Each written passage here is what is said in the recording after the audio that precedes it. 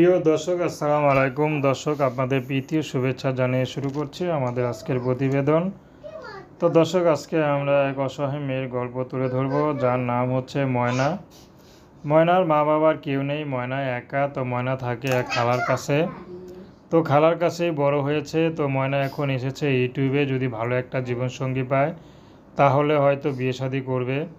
কারণ ময়নাকে যে বিয়ে শাদী দেখে শুনে বিয়ে শাদী দিবে সেই পরিস্থিতি নেই।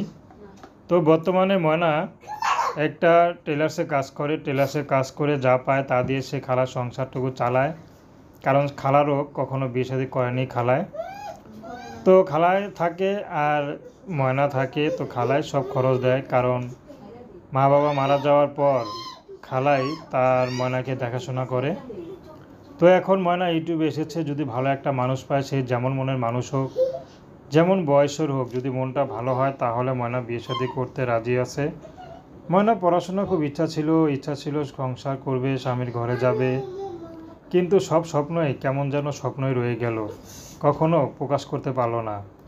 তো এখন ময়না এসেছে, যদি কেউ ভালো একটা মন নিয়ে তাকে ভালোবাসা দেয়, ভালোবাসতে পারে, সেই মানুষটি যেমনই হোক, ময়না বিয়ে শাদী করতে রাজি আছে। তো দর্শক, এ ছিল ময়নার জীবনের সংক্ষিপ্ত জীবন কাহিনী। তো প্রেম, ভালোবাসা, সাহায্য, সহযোগিতা, বিয়ে শাদী করা একান্ত আপনাদের ব্যক্তিগত ব্যাপার।